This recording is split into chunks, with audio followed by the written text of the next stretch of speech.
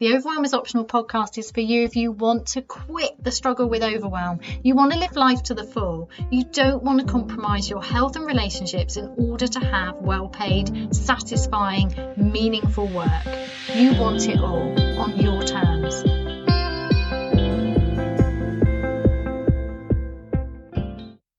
Hello, how are you doing? Heidi here from HeidiMarke.co.uk, personal development coach and, gentle rebel coach, really. That's what I do. That's my niche. Welcome, welcome, welcome. If it's your first time here and you've no idea what I'm talking about, welcome. It will all start to unfold as you listen and enjoy my ramblings. And if you're a regular listener, it's so lovely to have you here. I'm so grateful for you being here. And even if you don't ever let me know that you're here, I don't know, I can feel it. Also, obviously, the downloads keep going up, which is super exciting. Anyway, welcome. I hope that you've had an unexpectedly lovely day. If you're kind of at the end of your day, I hope that you are trusting that you will have an unexpectedly lovely day. If this is the beginning of your day, whatever's going on, I hope that you can see the unexpected loveliness around you right now. In fact, let's do that. Let's start with that. So I'm just going to invite you to just take a moment to look around your environment. Now, if you're driving, obviously, you're going to have to stay focused on the car. So one of the things I like to do in the car is just be grateful for the car.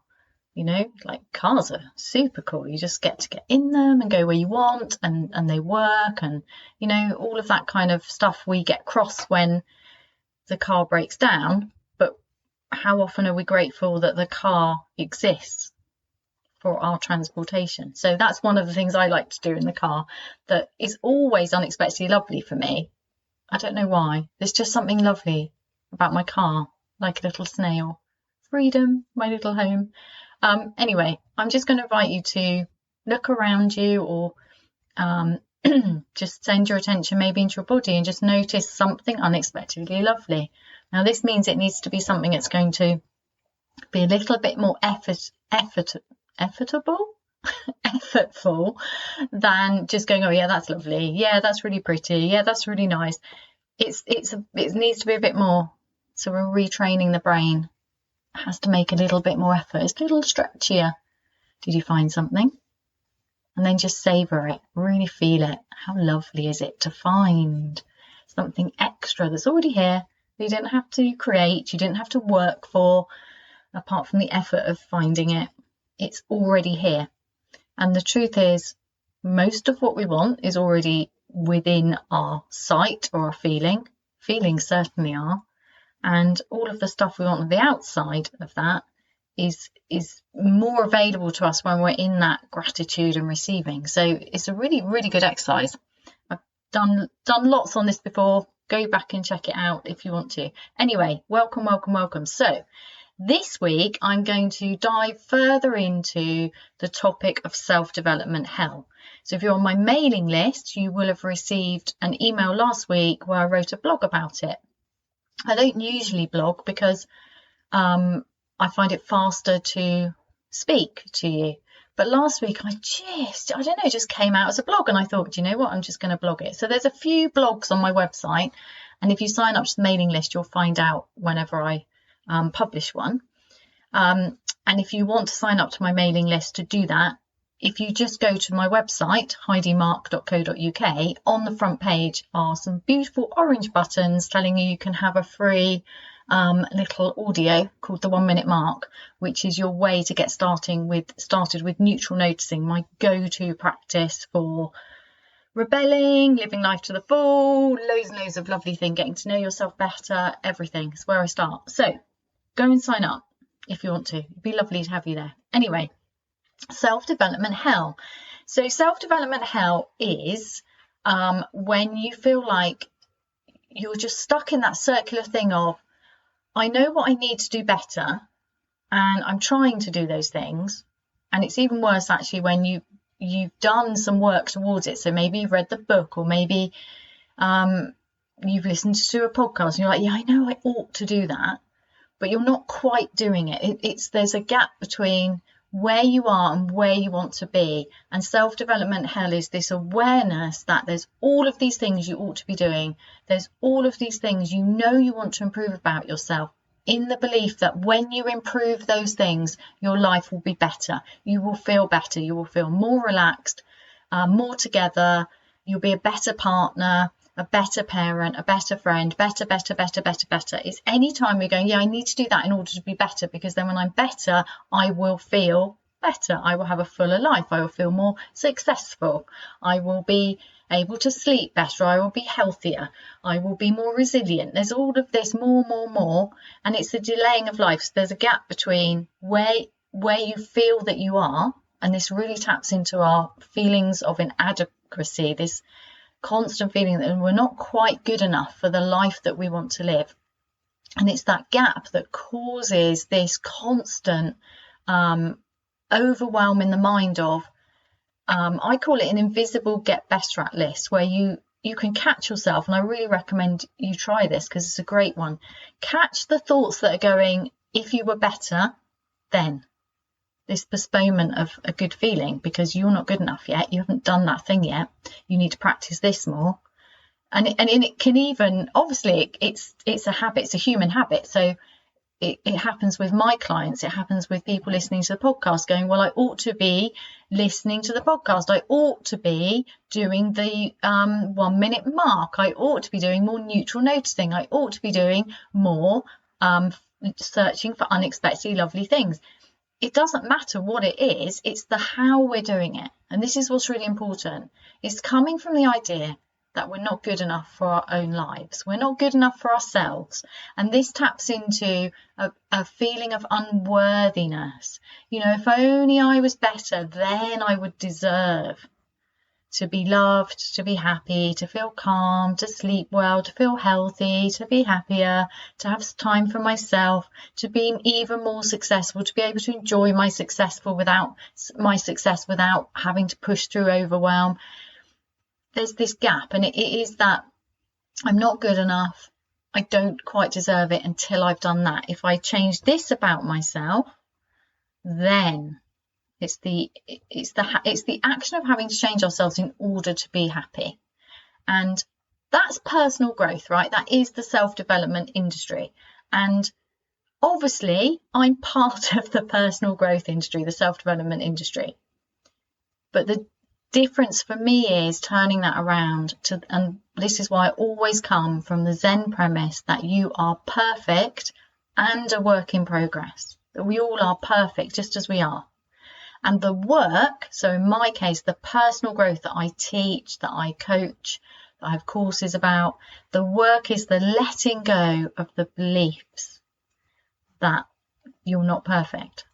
So it's a bit like, I was thinking of the Michelangelo thing of he saw the statue in the marble and then it's like he's uncovering the statue.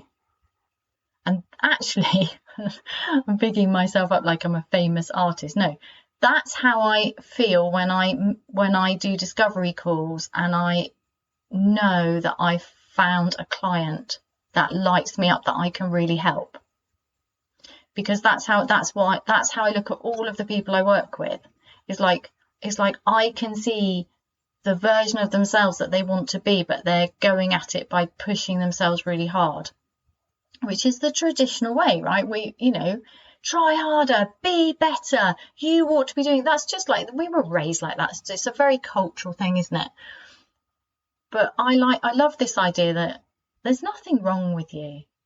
There's nothing fundamentally wrong with you. And by fundamentally, I don't mean there's nothing fundamentally wrong, but there's some little things that you could tweak. No, I don't mean that at all. I mean fundamentally as solidly, like at your foundation, deeply. Really, truly, there's nothing wrong with you. There's nothing wrong with me. There's nothing wrong with us. There's nothing wrong with humans. We are not a plague on the planet. We are not these terrible, terrible beings. Humans are lovely, full of love. Most of us just want more love, more kindness, more beauty. We want to look after ourselves and each other. We want to love the earth.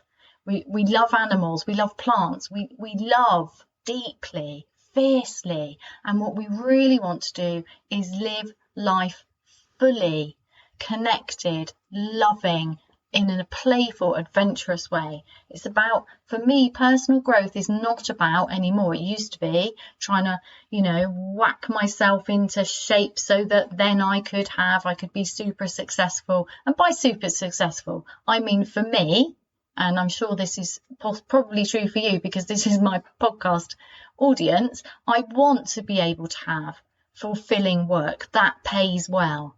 And this is really important, this being paid well, because often we think, well, in order to have a vocation, you have to be poorer, which is interesting, isn't it? Why do we have that assumption? That needs to go. And maybe we could pay people better who do the real, like caring work, change making work, or holding everything together within society. The stuff that we take for granted is often the most important work. Maybe we need to value that more. I don't know, just putting that out there, but valuing it for ourselves first is really important. And it doesn't just have to be, I'm not just talking about nurses and that kind of thing. I also mean like artists and writers, and there's so many people have these beautiful gifts that make life worth living. Do we value that? Musicians, do we value that? So I don't want to get into a whole thing about who should be paid what. I just mean, for me, the choice is, I want a life where I get to do meaningful, deeply satisfying work that is creative, that brings out the best in me, that uses my unique gifts, knowledge, wisdom, talents, lights me up, and be well paid for that. That's a non-negotiable for me. And I want you to work out and feel what's your non-negotiable. That's what I want from my clients, and be really well. Because often it's, okay, you can have the successful work, but you're going to have to compromise your health. You can't expect to have that much sleep. You can't expect to sleep that well. You can't expect to have peace of mind. You can't expect to have time with your family. You can't expect to be there to walk your dog. You just can't have all of that. That's too much. No. We rebel against this very gently but firmly, in that it's the difference between going, no, this isn't good enough, and then fighting our way to go, right, I'm going to demand that I have time off in the middle of the day to go home and walk my dog, even though it might cause loads of hassle for everybody else in the company. No, it's not about being feisty and fighty and angry and against other people and against everything. It's the gentle rebellion is this, okay, I know who I am, and I know what I want. I might not know. You don't have to know what the big vision is. You don't have to have all of the answers. That's not the point. I know who I am, and I know what makes me happy right now. And right now, this is my non-negotiable. And it's that gentle but firm no. The gentle but firm no is much more powerful, actually, than the fighty, no, this isn't fair, this isn't right. And it uses, well, actually, it doesn't use any energy. Once you get used to it, it's quite interesting. The fighting one uses a lot of energy, and it's very dramatic. I'm not saying there's never a need for that. I'm saying the gentle rebellion is the firm, gentle no. That's not for me.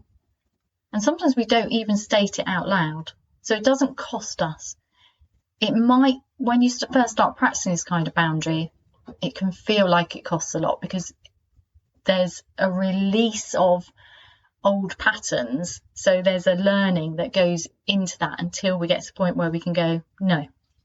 And once we reach a stage where, and these change all the time, right? Non-negotiables, but what are your non-negotiables right now? And then what's the next non-negotiable just above that? And make it as gentle and easy as possible. And then we just gently start to change things. And when we change things for ourselves, when we refuse to overwork, when we refuse to not look after ourselves properly in order to get things done, when we start that journey, it impacts on everybody around us. It also, it impacts on other people because they start to notice that your energy is different, that you feel better, that you're easier to be around. But also they might be quite surprised sometimes, oh, I used to think they would just do that, and now they're not doing it. That's weird. But it can be inspiring, particularly when it's gentle. It's much more inspiring, isn't it, than when somebody's like angry at you. Not that there's, sometimes there's a need for anger, isn't there? Righteous anger, that doing something. But if that's how we always are, it's exhausting. So just to recap this, self-development hell is when you're stuck in that, if only I was better, then I could be, whatever that be is for you. For me, it's that lovely kind of happy, feeling at home in myself, feeling at home in my life, but with that delicious, and I'm growing and expanding into myself. Rather than self-development hell. Oh, I've just mixed up I've just done it the wrong way around for you. That's funny. Another one that's got podcast episode, blog and stuff that's coming up for me, which is linked to this, is how to give ourselves permission to be messy and imperfect. So I'm not going to go back and edit that out. Right, I want to just compare these two things with you. So self-development hell is when you're stuck in that, I'm not good enough, I need to be better in order to feel whatever it is you want to feel. And that way, when we're trying to bash ourselves into a different shape, the better version of ourselves, which is a commitment to personal growth, otherwise you wouldn't be here, that way we get stuck in this cycle of never quite feeling good enough, of always having this feeling of lack, of inadequacy, of not feeling worthy, of not feeling lovable, of not feeling deserving until we change this thing about ourselves, of not being able to be healthy until we do more, whatever. And if we turn that around and start with the premise that you're already perfect, but that life, growing up in this kind of culture, makes you believe that there are lots of things about you ought to change in order to fit in order to squish yourself in so that you can be successful. That's how things are. Then if we turn that around and say, no, you're already perfect, then all we're doing instead is letting go of those beliefs. So they're the ingrained habits and beliefs, but with love and gratitude and gentleness, not like bashy, let's get rid of it all in this cathartic fireworking. No, because it's very destabilizing. And even if you did do that, there'd still be the assimilation afterwards. So that's not how I do things, because it's exhausting, it's dramatic, and it tends to use a lot of energy. And we want to do things in a way that expands. So what we're doing instead is we're just kind of expanding into a version of ourselves by letting go of the things that restrict us and stop us being ourselves. So the belief that you're not good enough will stop you doing the things that you really, really want to do. And then that's miserable because you feel squished. Like, if only I was better, if only I was good enough, then I could apply for that job. If only I was better, then I could dare to, do this with my business and get this client or sell this new product or whatever.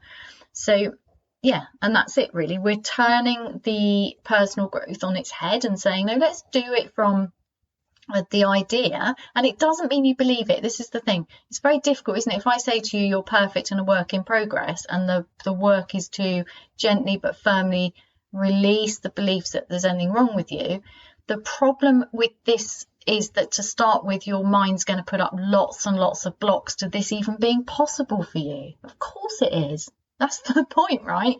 So the best thing to do is just go gently and go, okay, so what's coming up for me today? What's coming up for me this morning? And then just examining that. And sometimes you don't need to do anything other than just notice it. In fact, neutrally noticing it. So you notice, oh, I just caught an addition to my get better at list. Oh, that's interesting. That's it. Honestly, it's very powerful. Very powerful. Give it a go. Make it easy, gentle. So this is personal growth, the gentle rebel way. Starting from the idea there's nothing wrong with you, and then gradually and gently seeing all of the adventures in your life as an opportunity to release a habit or belief that used to serve you, because if it didn't serve you, you wouldn't have used it, and no longer is working for you. So just noticing that. And you can do more to release it if you want to, but I'd always go for doing less first, because it's gentler and it's easier and it's kinder and it's more loving, and that's how we roll on the Overwhelm is Optional podcast, because we don't want to add to overwhelm. So if you add to you'll get better at list by going, I need to get better at releasing things, you can just get out of control quite quickly. It's the noticing, when am I not being on my own side? When am I trying to force myself or bash myself into a different shape because I think that by being that, then I can be happier in some way? Noticing that pattern, and then on top of that, you might notice the judgment about that. Oh, if you were better, then you wouldn't be judging yourself. Can you see? It's like, oh, that's self-development health, that constant, oh, there's more stuff, I'll never get there. You don't need to get anywhere, you're already here. And I really want to talk about something that I've noticed for myself over the past few years as I have changed from the old, more bashy personal growth, which I didn't even know I was in self-development hell. Of course I didn't. How would I know? And I'm grateful for it now, because it's led me to you and talking about it now. So I'm really grateful for it now. But it's hard work to now, when I am just doing this, oh, what's come up for me today? Oh, that's interesting. Don't think I want that hanging around anymore, that rubbish belief or habit. So I really want, what I've realised during this period of change for myself over the last 10, 15 years is that I've gone from the idea that you get to be yourself and have your dreams come true. So before, I think I was kind of fighting, like, if I really want that successful job, I'm going to have to be tougher. I'm going to have to be better at sleeping so I can cope with this over-scheduled, demanding, stressful day. I'm going to have to be better in some way so that I can cope with it. So that meant I couldn't really be myself, because the me, the real me was going, yeah, this is rubbish. You're really tired and you keep getting sick. So even though you like your job, this isn't working, Heidi. Whereas the Heidi I thought I ought to be was going, but you work really hard for this career and there's so much good about it. And actually, ironically, the practice of gratitude kept me stuck in self-development hell longer, because I felt that I ought to be grateful. You know, I had a career that I worked really hard for, was really successful, and I loved so much of it, but it didn't work for me. And the problem was any time I really listened to my heart about that, it was almost like my heart was screaming at me, and I didn't want to know, because I thought I should just be happy. What's wrong with me? Why am I not happy? I'm successful. Look at everything I had. I should be grateful. What's wrong with me? What's wrong with me? What's wrong with me? That's self-development hell. That idea that you can't be yourself and have your dreams come true. And then I got to the stage where I was like, no, I get to be myself and have my dreams come true. I'm going to make that work. I'm going to create a life that works for me, with the fulfilling work, with the house renovation project and half an acre, with the relationship that I've always wanted. You know, I'm going to have all of that. I'm going to make it work. And now, interestingly, I've noticed that increasingly over the last year, I've moved it into, actually, your dreams come true by being yourself. How does that sound to you? Does it sound like, oh, that's too hard, I don't really know who I am and what I want, and I don't think that's quite right, I don't think you can really have that idea, I think that's magical thinking? Or are you getting like this sense of curiosity and like, really, is that true? Can I really do that? Because where I am with it is, actually, that can only be true. Like, of course it's true. How can I not be good enough for my own life? How can there be any other way for me to live other than by being myself? Because I am the hero in my own life. So the more I am myself, the more I create a life that works for me. The more self-acceptance I practice, the more I am myself. So actually, my dreams come true by being myself. And the being myself is accepting more and more that there's nothing wrong with me, that I can let go of those thoughts that come up going, you ought to be better at, and they still come up, you know, ought to be better at exercising, ought to be better at this, ought to be like, that's going to happen. But coming from that place that actually just noticing that and letting it go is the easiest way for me, and I believe for you. But if it doesn't resonate, let it go. Only ever take things that resonate. If something resonates, follow it. If something doesn't, let it go, because that is being ourselves, isn't it? That is tapping into ourselves, into our internal navigation system, which I believe is the way to work out the best way to live. The way to live life as your full adventure is by being yourself, using your internal navigation system and letting go of the rest. Just letting go. So then it becomes a process of uncovering our true selves gently, you know, because it takes courage. So we can do this with compassion for ourselves. Oh, it's quite hard because we've been taught the opposite. It's not safe to be yourself. It's not safe to follow your heart. So doing this gently, actually, that's not for me, but this is for me because this lights me up. This makes me smile. And if we do this in a really gentle, which is why unexpectedly lovely things is a great practice, because you're noticing the things deliberately. They're already here, so you get more of them anyway, but also you notice the things that light you up, the things that you know are beautiful to you. Well, you want more of that, right? You want more of the unexpectedly lovely. So focusing on that and noticing that that's different for you than someone else. So it's not a judgment of anybody else or of yourself. So when we get messages that we ought to like this, but we don't, and then we go, well, I ought to, so I need to be better, so that instead we can say, oh, but I don't. I don't like that. That's not for me. I like this. I am lit up by this. And that's why there's so much variety in the world, isn't there? That's why there's so many different kinds of dogs, for example, because we all like different dogs, and that's okay. So I hope that's been a useful podcast for you, for releasing the pressure we put on ourselves that adds to our overwhelm.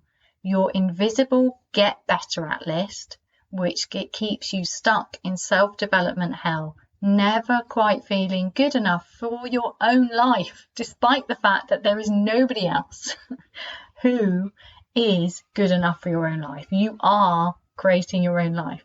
By definition, you are perfect for your adventure. You get to choose it. Thank you for listening to this week's episode. If this resonates with you, please use the like, subscribe and share buttons to help other people find their way here too.